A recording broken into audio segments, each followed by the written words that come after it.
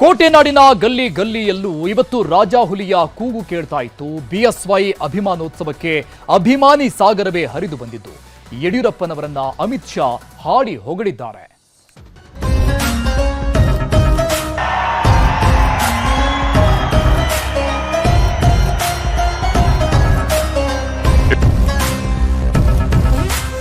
BS Yediyurappa ರಾಜ್ಯ BJP ಪಾಲಿನ ಹೆಗ್ಗುರುತು. ಕರ್ನಾಟಕದಲ್ಲಿ ಬಿಜೆಪಿ ಕಟ್ಟಿ ಬೆಳೆಸಿದವರಲ್ಲಿ ಮುಂಚೂಣಿ ನಾಯಕ. ರಾಜ್ಯದ ಉದ್ದಗಲಕ್ಕೂ ಸೈಕಲ್ನಲ್ಲಿ ಸುತ್ತಿ ಪಕ್ಷ ಕಟ್ಟಿದ ರೈತ ನಾಯಕ. ದಕ್ಷಿಣ ಭಾರತದಲ್ಲಿ ಮೊಟ್ಟಮೊದಲ ಬಾರಿಗೆ ಕಮಲ ಅರಳುವಂತೆ ಮಾಡಿದ ಛಲಗಾರ. ಎಂಥ ಮಹಾನ್ ನಾಯಕ ರಾಜಕೀಯಕ್ಕೆ ಅಡಿಯಿಟ್ಟು ಭರ್ತಿ 50 ವರ್ಷಗಳೇ ತುಂಬಿ ಹೋಗಿದೆ. ಹೀಗಾಗಿಯೇ ಯಡಿಯೂರಪ್ಪ ಹೆಸರಲ್ಲಿ ಅದ್ಧೂರಿ ಅಭಿಮಾನೋತ್ಸವ ಆಚರಿಸಲಾಯಿತು. ಕೋಟೆನಾಡು ಚಿತ್ರದುರ್ಗದಲ್ಲಿ ಬಿಎಸ್ವೈ ಅಭಿಮಾನೋತ್ಸವದ ಕೇಕೆ ಮುಗಿಲು ಮುಟ್ಟಿತ್ತು.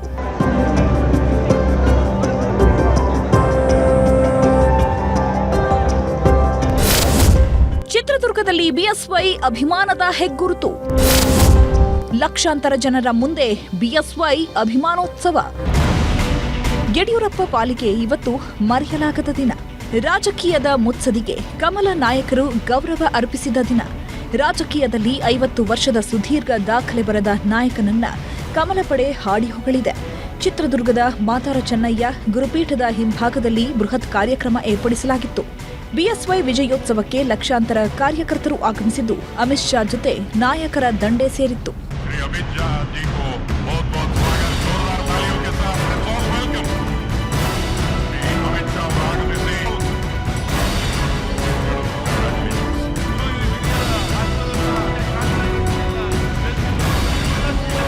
ಪಶ್ಚಿಮ ಬಂಗಾಳದಲ್ಲಿ ಇವತ್ತಿನಿಂದ ಬಿಜೆಪಿ ಸರ್ಕಾರ ಉದಯವಾಗಿದೆ. ಸುವೆಂದು ಅಧಿಕಾರಿಯ ಪಟ್ಟಾಭಿಷೇಕದಲ್ಲಿ ಭಾಗಿಯಾಗಿದ್ದ ಅಮಿತ್ ಶಾ ಸೀದಾ ಶಿವಮೊಗ್ಗಕ್ಕೆ ಬಂದಿಳಿದರು. ನಂತರ ಹೆಲಿಕಾಪ್ಟರ್ ಮೂಲಕ ತೆರಳಿದ ಅಮಿತ್ ಶಾ ಬಿಎಸ್ವೈ ಅಭಿಮಾನೋತ್ಸವದಲ್ಲಿ ಭಾಗಿಯಾಗಿ ಯಡಿಯೂರಪ್ಪ ಅವರನ್ನ ಹಾಡಿ ಹೊಗಳಿದ್ರು. ಕರ್ನಾಟಕದ ತುಂಬೆಲ್ಲ ಸೈಕಲ್ ತುಳಿದು ಪಕ್ಷ ಕಟ್ಟಿದವರು ಯಡಿಯೂರಪ್ಪ. ಶಿವಮೊಗ್ಗ, ಬಳ್ಳಾರಿಯಲ್ಲಿ ಜೈಲುವಾಸ ಮಾಡಿ ಪಕ್ಷ ಕಟ್ಟಿದ್ದಾರೆ. ಇಂದಿನ ಯುವಕರಿಗೂ ಯಡಿಯೂರಪ್ಪ ಪ್ರೇರಣೆ. ಇವರ ಹೆಸರನ್ನ ಸುವರ್ಣಾಕ್ಷರಗಳಿಂದ ಬರೆಯಬೇಕು ಅಂತ ಕೊಂಡಾಡಿದ್ರು.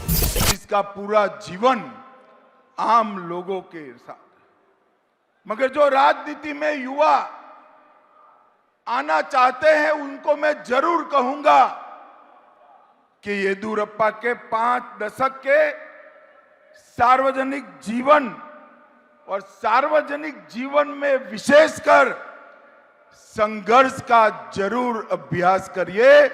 येदियुरप्पा जितना संघर्षशील नेता शायद पूरे दक्षिण भारत में कोई भी नहीं है. ये सबने स्वीकारना पड़े.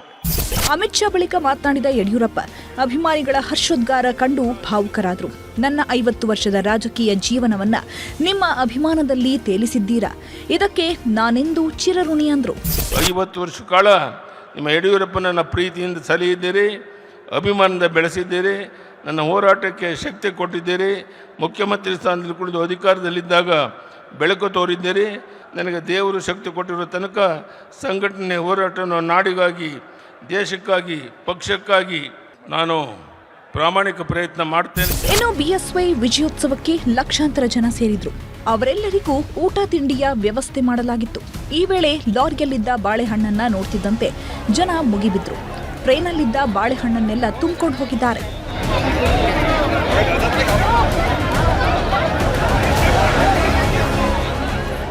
ಒಟ್ನಲ್ಲಿ ಬಿಎಸ್ವೈ ವಿಜಯೋತ್ಸವ ಅದ್ಧೂರಿಯಾಗಿ ನಡೆದಿದ್ದು ಕಾರ್ಯಕರ್ತರ ಸಂಭ್ರಮ ಮುಗಿಲು ಮುಟ್ಟಿತ್ತು.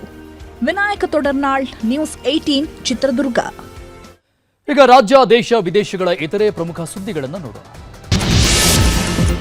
ಪ್ರಧಾನಿ ನರೇಂದ್ರ ಮೋದಿ ನಾಳೆ ಬೆಂಗಳೂರಿಗೆ ಆಗಮಿಸ್ತಾ ಇದ್ದಾರೆ. ಕನಕಪುರ ರಸ್ತೆಯ ರವಿಶಂಕರ್ ಗುರೂಜಿ ಅವರ ಆರ್ಟ್ ಆಫ್ ಲಿವಿಂಗ್ ಕಾರ್ಯಕ್ರಮದಲ್ಲಿ ಮೋದಿ ಪಾಲ್ಗೊಳ್ಳುತ್ತಾ ಇದ್ದಾರೆ. ಹಿನ್ನೆಲೆಯಲ್ಲಿ ಬೆಳಗ್ಗೆ 10 ರಿಂದ ಮಧ್ಯಾಹ್ನ 3 ಗಂಟೆಯವರೆಗೆ ಹಳೆ ವಿಮಾನ ನಿಲ್ದಾಣ ರಸ್ತೆ, ನೈಸ್ ರಸ್ತೆಯಲ್ಲಿ ಸಂಚಾರ ನಿರ್ಬಂಧಿಸಲಾಗಿದೆ. ಅಂಚೆ ಮರುಮತ ಎಣಿಕೆ ವಿವಾದ ಸಂಬಂಧಪಟ್ಟಂಗೆ ಶೃಂಗೇರಿ ವಿಧಾನಸಭಾ ಕ್ಷೇತ್ರದಲ್ಲಿ ಆಣೆ ಪ್ರಮಾಣದ ರಾಜಕೀಯ ಜೋರಾಗಿದೆ. ಕೊಪ್ಪದ ವೀರಭದ್ರೇಶ್ವರ ಸನ್ನಿಧಿಗೆ ಕಾಂಗ್ರೆಸ್ ಮಾಜಿ ಶಾಸಕ ಟಿಡಿ ರಾಜೇಗೌಡ ಭೇಟಿ ಕೊಟ್ಟಿದ್ರು. ನನಗೆ ಕೆಡುಕು ಬಯಸಿದವರಿಗೆ ಶಿಕ್ಷೆ ಆಗಲಿ ಅಂತ ಪ್ರಾರ್ಥನೆ ಸಲ್ಲಿಸಿದ್ರು. ಇತ್ತ ಬಿಜೆಪಿಯ ಬೂತ್ ಏಜೆಂಟ್ಗಳು ಧರ್ಮಸ್ಥಳ ಸನ್ನಿಧಿಯಲ್ಲಿ ನಾವು ತಪ್ಪು ಮಾಡಿಲ್ಲ ಅಂತ ಪ್ರಮಾಣ ಮಾಡಿದ್ದಾರೆ. ಬಿಟ್ಕಾಯಿನ್ ಹಗರಣ ಸಂಬಂಧಪಟ್ಟಂಗೆ ಆರೋಪಿ ಶ್ರೀಕಿಯನ್ನ ಇಡಿ ಅಧಿಕಾರಿಗಳು ಬಂಧಿಸಿದ್ದಾರೆ. ಶ್ರೀಕೃಷ್ಣ ಸೇರಿ ರಾಬಿನ್ ಖಂಡೇವಾಲ, ಸುನೀಶ್ ಹೆಗಡೆ ಎಂಬ ಮೂವರನ್ನ ಬಂಧಿಸಿ ವಿಚಾರಣೆ ಮಾಡ್ತಾ ಇದ್ದಾರೆ. ಕಾಂಗ್ರೆಸ್ನ ನಲ್ಪಾಡ್ ಮನೆ ದಾಳಿ ಮಾಡಿದ ಬೆನ್ನಲ್ಲೇ ಸ್ಟ್ರೀಕಿಯನ್ನ ಇಡಿ ಬಂಧಿಸಿದೆ. ಯಾದಗಿರಿಯ ಗುರುಮಠಕಲ್ ಸಿಪಿಐ ವೀರಣ್ಣ ದೊಡ್ಡಮನಿ ಲೋಕಾಯುಕ್ತ ಬಲೆಗೆ ಬಿದ್ದಿದ್ದಾರೆ. ಪ್ರಕರಣವೊಂದರ ಆರೋಪಿಗಳನ್ನು ಬಂಧಿಸೋಕೆ ಸಿಪಿಐ ವೀರಣ್ಣ 1 ಲಕ್ಷ ಹಣಕ್ಕೆ ಬೇಡಿಕೆ ಇಟ್ಟಿದ್ರು. ಈ ಬಗ್ಗೆ ಆನಂದ್ ಅನ್ನೋರು ಲೋಕಾಯುಕ್ತಕ್ಕೆ ದೂರು ಕೊಟ್ಟಿದ್ರು.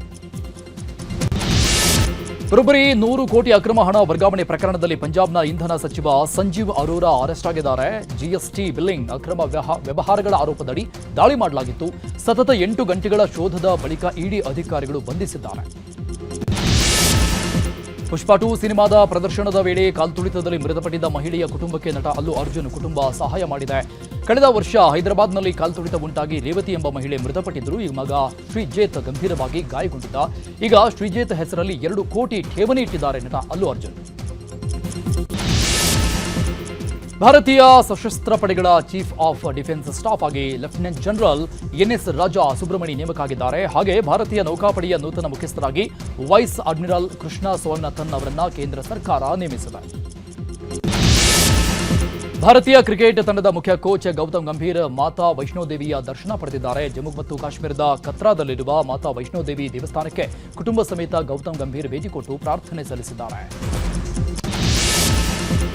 ಸುದೀರ್ಘ ಕಾಲದಿಂದ ನಡೀತಾ ಇರುವ ರಷ್ಯಾ ಉಕ್ರೇನ್ ನಡುವಿನ ಯುದ್ಧಕ್ಕೆ 3 ದಿನ ಕದನ ವಿರಾಮ ಘೋಷಿಸಲಾಗಿದೆ. ಅಮೆರಿಕ ಅಧ್ಯಕ್ಷ ಟ್ರಂಪ್ ಮಧ್ಯಸ್ಥಿಕೆಯಲ್ಲಿ ಉಭಯ ದೇಶಗಳ ನಡುವೆ ಶಾಂತಿ ಸ್ಥಾಪಿಸುವ ನಿಟ್ಟಿನಲ್ಲಿ ಕದನ ವಿರಾಮ ಘೋಷಿಸಲಾಗಿದೆ. ಭಾರತ ಸೇರಿದಂತೆ ಜಗತ್ತಿನ ವಿವಿಧ ದೇಶಗಳ ಮೇಲೆ ಅಮೆರಿಕ ವಿಧಿಸಿದ್ದ 10% ಸುಂಕ ನೀತಿಗೆ ಅಮೆರಿಕದ ಫೆಡರಲ್ ನ್ಯಾಯಾಲಯ ತಡೆ ನೀಡಿದೆ. ಈ ಮೂಲಕ ಅಧ್ಯಕ್ಷ ಡೊನಾಲ್ಡ್ ಟ್ರಂಪ್ಗೆ ಕೋರ್ಟ್ ಶಾಕ್ ಕೊಟ್ಟಿದೆ. ಮಧ್ಯಪ್ರಾಚ್ಯದಲ್ಲಿ ಹಾರ್ಮುಜ್ ಬಿಕ್ಕಟ್ಟಿನ ನಡುವೆ ಇರಾನ್ನ ಆರ್ಥಿಕ ಜೀವನಾಡಿಯಾಗಿರುವ ಖಾರ್ಗ ದ್ವೀಪದಲ್ಲಿ ತೈಲ ಸೋರಿಕೆಯಾಗಿದೆ. ದ್ವೀಪದ ಸುತ್ತಲಿನ ಜಲ ಪ್ರದೇಶದಲ್ಲಿ ಸುಮಾರು 20 ಚದರ ಮೈಲಿಗಿಂತಲೂ ಹೆಚ್ಚು ಪ್ರದೇಶದಲ್ಲಿ ತೈಲದ ಪದರ ಆವರಿಸಿರುವುದು ಸ್ಯಾಟಲೈಟ್ನಲ್ಲಿ ಸೆರೆಯಾಗಿದೆ. ಹಾರ್ಮುಜ್ ಜಲಸಂಧಿ ಸಮೀಪದಲ್ಲಿ ಸಂಚಾರ ಮಾಡ್ತಾ ಇದ್ದ ಹಡಗಿನಲ್ಲಿ ಭಾರಿ ಬೆಂಕಿ ಕಾಣಿಸಿಕೊಂಡಿದೆ. ಬೆಂಕಿ ಅವಘಡದ ಬಳಿಕ ಹಡಗು ಪಲ್ಟಿಯಾಗಿದ್ದು, ಈ ಘಟನೆಯಲ್ಲಿ ಒಬ್ಬ ಭಾರತೀಯ ನಾವಿಕ ಸಾವನ್ನಪ್ಪಿದ್ದಾರೆ. 4 ಗಂಭೀರ ಗಾಯ ಆಗಿದೆ. ಡಿಆರ್ಡಿಒ ಅಭಿವೃದ್ಧಿಪಡಿಸಿರುವ ಅಗ್ನಿ ಕ್ಷಿಪಣಿಯ ಉಡಾವಣೆಯನ್ನ ಯಶಸ್ವಿಯಾಗಿ ಪರೀಕ್ಷಿಸಲಾಗಿದೆ. ಒಡಿಶಾದ ಡಾಕ್ಟರ್ ಎಪಿಜೆ ಅಬ್ದುಲ್ ಕಲಾಂ ದ್ವೀಪದಿಂದ ಯಶಸ್ವಿಯಾಗಿ ಪರೀಕ್ಷೆ ಮಾಡಲಾಯಿತು. ಈ ಅಗ್ನಿ ಕ್ಷಿಪಣಿಯು ಮಲ್ಟಿಪಲ್ ಇಂಡಿಪೆಂಡೆಂಟ್ಲಿ ಟಾರ್ಗೆಟೆಡ್ ರಿ ಎಂಟ್ರಿ ವೆಹಿಕಲ್ ವ್ಯವಸ್ಥೆಯನ್ನ ಹೊಂದಿದೆ.